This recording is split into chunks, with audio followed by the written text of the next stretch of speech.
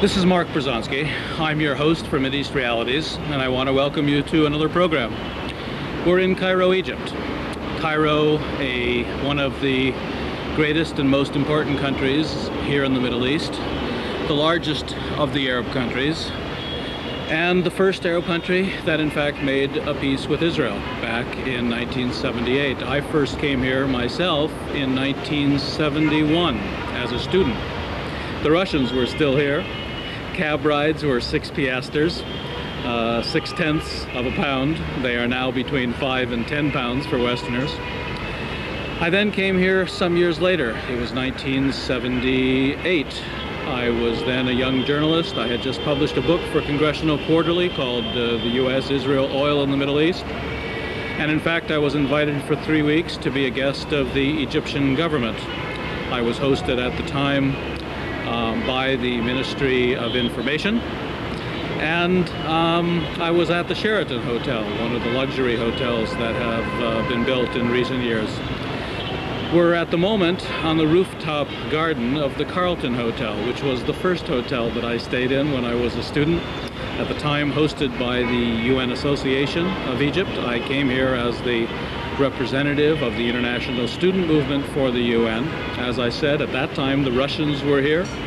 War with Israel was in the air. The idea of a Jewish American coming here was quite unheard of. In fact, I told everyone I was a Unitarian. And since that time, I've probably been to Egypt about 100 times. A lot has changed, a lot has stayed the same. The situation politically is quite different. The situation culturally and economically, in some ways different, in some ways very much the same. We're going to be joined by Mohammed Sid-Ahmed, one of the leading Egyptian political commentators, in fact, one of the leading Arab world political commentators. He's a writer for Al-Ahram, the largest newspaper here, the New York Times, if you will, of Egypt. And he's an old friend, going back, in fact, to my second visit in 1978. I joined him, his wife Mesa, in a small group on New Year's Eve, the day I arrived here in Egypt. And at midnight, over smoked salmon, caviar, and European champagne, we began discussing the affairs of this region. I think you'll find Mohammed Sid-Ahmed an extremely illuminating personality, an extremely insightful man. And in fact, you should know that in 1973, he wrote the book When the Guns Fall Silent, which was the first time a major Arab personality wrote about the possibility of peace with Israel. This peace that has come about, Camp David, and more recently the Oslo agreements, the Israeli PLO agreements, are not what Mohammed Sid-Ahmed had in mind. He, I'm sure, will find much to criticize and much to explain in these understandings. So once again, welcome to Mideast Realities. Thank you for tuning in. I hope you'll find this program as interesting as I have always found Mohammed Sid-Ahmed. Mohammed Sid-Ahmed, a friend of mine for many years, going back to the 70s, in fact, when you were my age, and now I'm your age. And we're going to be discussing the realities of the situation in the Middle East, the realities of the Israeli-Palestinian accommodation, the realities of what's happening here in Egypt and North Africa and throughout the Arab world. And we could have no better person to join us than Mohammed Sid-Ahmed, who's well known throughout this region and in fact in the States as one of the premier political analysts of the events of this part of the world. Mohammed, thank you for joining us. Hello. You and I first met a few years after you had written a book called When the Guns Fall Silent. At the time, the guns were rather noisy, and the idea of talking about the guns falling silent was heretical. Now the guns have fallen silent, at least the guns that I think you were referring to. That's right. The guns other guns, states. Other the situation has changed now. The situation has changed a lot. We have not gone beyond the process yet, I think. The process is still that of conflict in the region. I know that the United States is very keen on the idea that peace is there, already there. I think that when President Clinton came for the first time as president to the Middle East a short time ago, his message was, now the frame of reference should be peace. And it is time for war on those which are perceived as the enemies of peace. In other words, peace and terrorism cannot be compatible. Arafat, for example, should take a very staunch stand towards Hamas because the Hamas people are terrorists. Egypt should take a very staunch stand towards Gaddafi because he's identified with terrorism. And of course, that has become, I think, for the United States, the frame of reference. In the region here, issues are much more complex. One would be questioning whether we are really having a situation of peace, because it will be difficult to have peace if there is not a minimum of parity between the parties, if there is not the feeling that, or it is not clear whether it's been a situation where all are getting something out of it, or that some are getting something out of it rather than the others. Let's get to specifics. Yasser Arafat, the Israelis, you were one of those who talked about two states a long time ago. You were one of those who talked about an accommodation with Israel. Let's be very clear what your attitude is. What has happened? Have the Palestinians surrendered? Is there a deal that makes sense? Do you consider this a major step on the road to peace, or do you consider it an Israeli victory? Yes, of course. Now, this is a complicated issue, but I'll try to begin by not being categorical in any definite direction and finish up with a conclusion. But to begin with, now what is the frame of reference? What is the frame of reference? Possibly the PLO, after the end of the Cold War, after the breakdown of the Soviet Union, was not really backed by anybody, all the more so after the Gulf crisis. Now, when you come to an issue of peace, how to measure the extent to which you could have done better or you couldn't have? Arafat could eventually say, given the situation in which I was, I would have not got anything easier. It's easy to talk to ourselves and define what our conditions are, but it's difficult to have them implemented when you are in a negotiation process, and that something has to be implemented, and it depends on the balance of power. But others could also say that actually the Palestinians, inter-Palestinian rift was an important factor in determining the conditions of Palestinian peace with Israel. In a certain way, Madrid began not with the PLO, but with leaders of the Palestinians from within the occupied territories and from within a situation where an intifada had been important for over 5 years. All right, but Mohammed, you're going back. This is for American television, it's Mideast realities. Rather than go into the whole framework and the whole details, what's the final conclusion? You know my view, for instance, that this looks more like surrender. My final conclusion, yes, right. My final conclusion is that it's not a peace between the Palestinians and the Israelis. It is a diktat situation. There is no guarantee that it will ever achieve the self-determination of the Palestinians. The opposite is rather the most expected.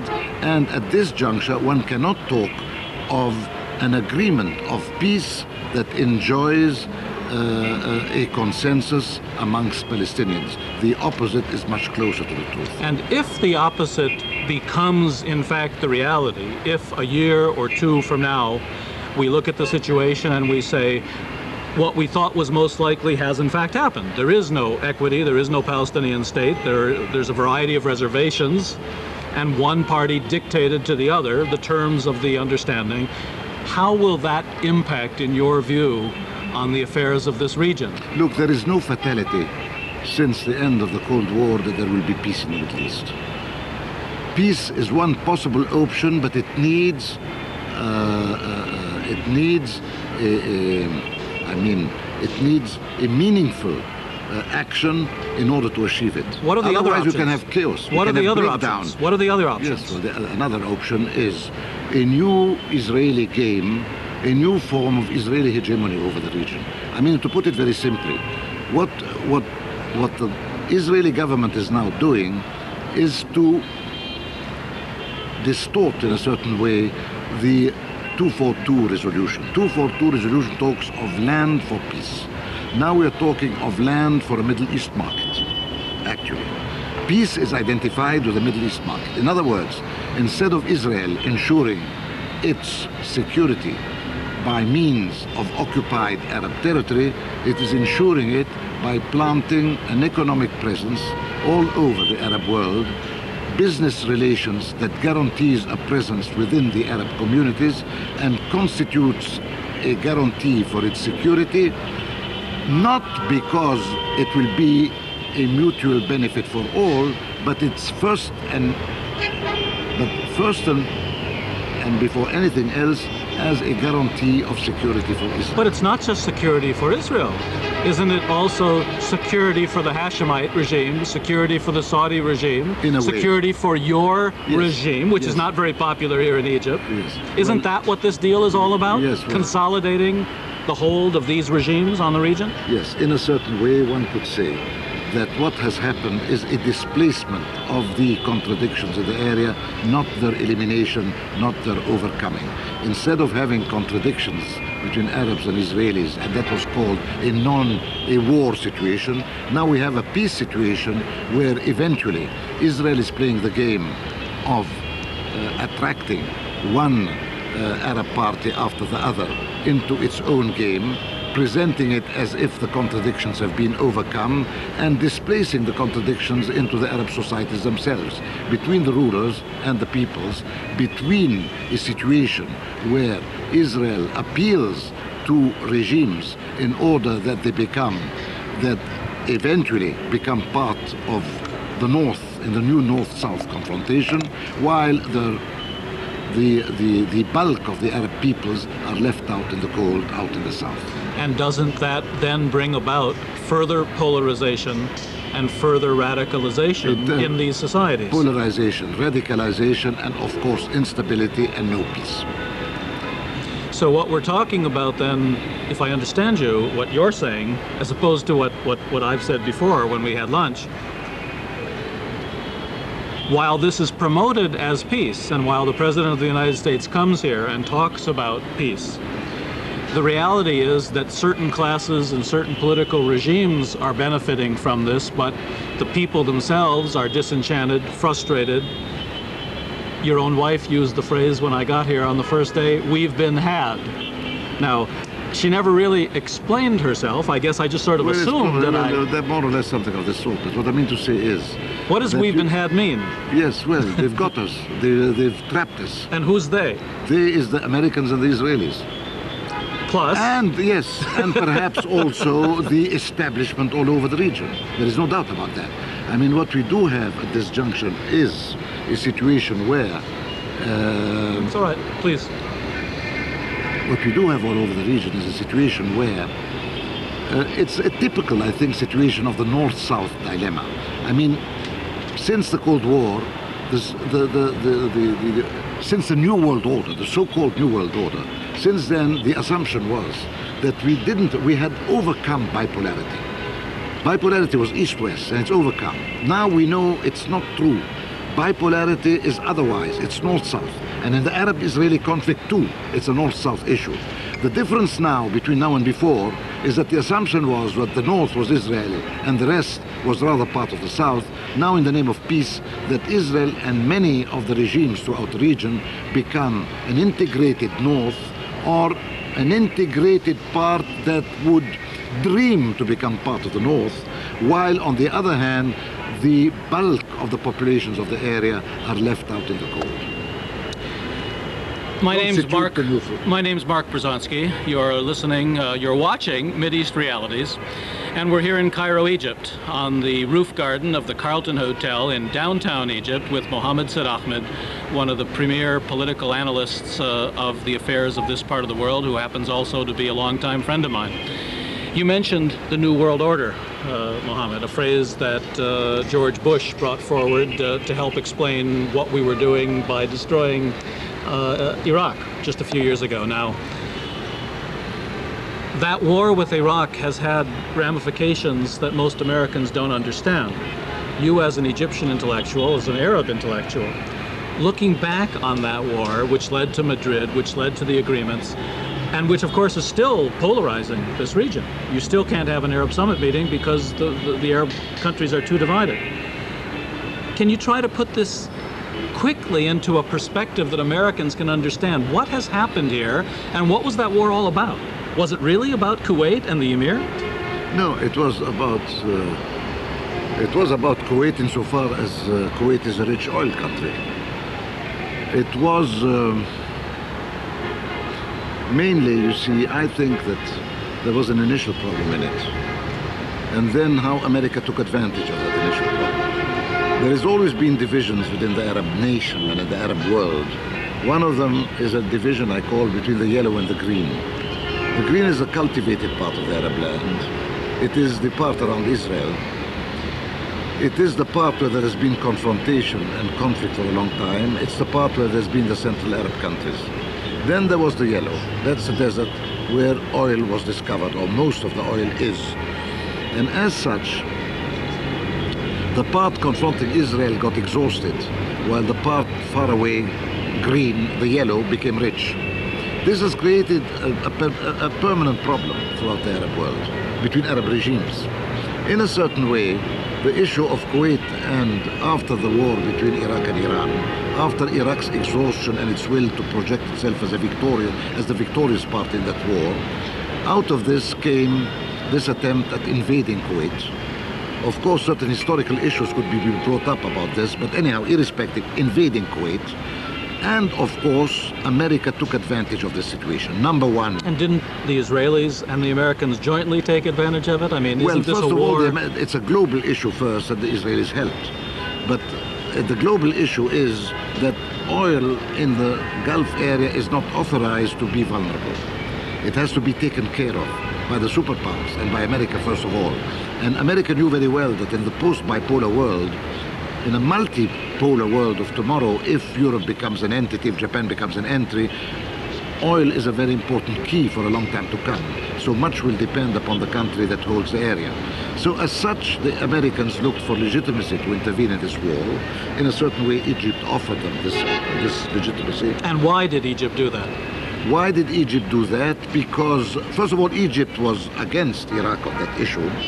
Egypt does not want a conflict with the Arab oil-rich countries,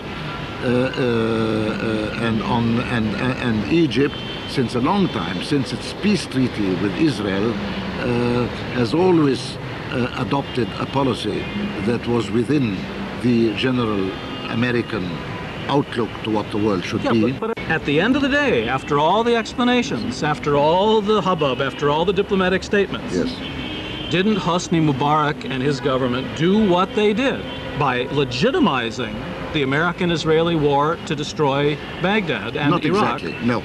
Didn't they do it because, number one, this government is dependent on the United States to stay in power? Dependent on dependent that this government is strongly linked to the United States, that this government is dependent on the United States for a lot of things, yes. Okay, you phrase it slightly differently, yes. Fine. No, I don't phrase it, I'm not phrasing it differently, but it is wrong to say that this country or this leadership wanted the destruction of Baghdad. Well, if they didn't want it, they sure contributed to it. No, they did not contribute to that part of the war, and in a certain way, even Bush didn't want to take over Baghdad because he was interested in having Saddam remain in power because he didn't want.